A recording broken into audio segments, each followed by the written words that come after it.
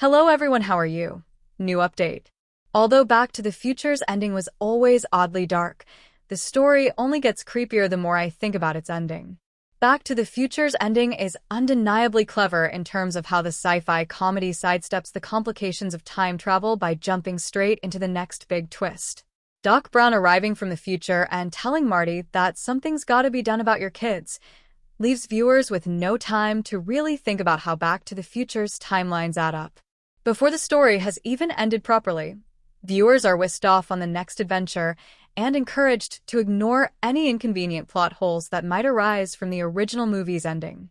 This is a necessity since thinking too much about Back to the Future's ostensibly happy ending makes it less cheerful and more existentially terrifying. In the movie's ending, Marty technically arrives in a version of his life that he has never inhabited before, meaning the version of his family that he lives with are complete strangers. The McFly family of Back to the Future's ending have a lot more financial comfort than the family from the start of the movie, but they don't share any of Marty's childhood memories, any of their existing personality quirks, or really anything in common with their alternate selves from the original version of 1985. This is a chilling prospect even before viewers consider Back to the Future's second Marty McFly, a character whose unavoidable existence makes the original movie's ending go from unsettling to dread-inducing. Another version of Marty leaves for 1955 just as the movie's hero arrives in 1985.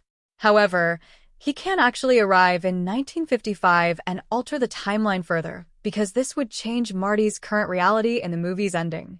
Not only that, but his existence would result in him then returning to 1985, prompting a third version of Marty to leave for 1955, resulting in an endless stable loop. As such, while Marty McFly must adjust to a completely unfamiliar, alien version of his family life in Back to the Future's ending, a darker fate is presumably in store for his alternate self. While Back to the Future's DeLorean sometimes seems to intervene to ensure that Doc and Marty don't alter the timeline too much, the fact that Doc hypothesized one true timeline at all is bad news for this alternate Marty. For the new, ostensibly improved version of 1985 to stay the same, the second Marty must be killed while traveling to 1955 or shortly after, so he cannot change the timeline further.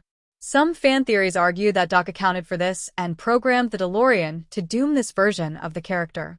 However, that seems uncharacteristically ruthless for the lovable document. Although he is admittedly unhinged, the movie's supporting star never comes across as malicious. Christopher Lloyd's Back to the Future hero even gets a love interest in the third movie, so it is tough to picture him sending a version of Marty to a certain death at the end of the original movie. There is another option, although it might be just as unlikely as Doc killing Marty to avoid creating further time travel paradoxes.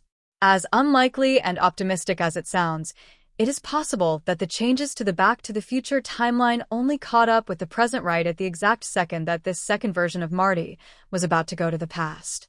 If this is the case, then the main version Marty comes back at the same moment, thus effectively closing the loop. This is the most idealistic outcome, but also the one that the original movie appears to support considering the fact that the fate of the alternate version of Marty goes unmentioned. Closing the loop is one explanation for how Back to the Future's ending avoids a time travel paradox. However, this is also another possibility that has been explored in a lot of time travel fiction.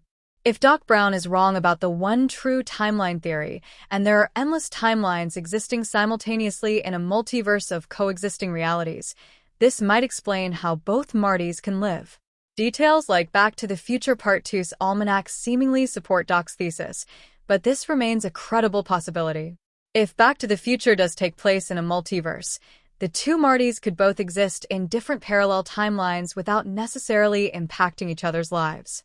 Like the theory of Marty closing the loop by arriving in 1985 at the exact right moment, this theory is somewhat hopeful. However, the fact that Marty now exists in a reality where none of his memories ever happened the way he remembers them is an unfortunately unavoidable outcome of Back to the Future's ending.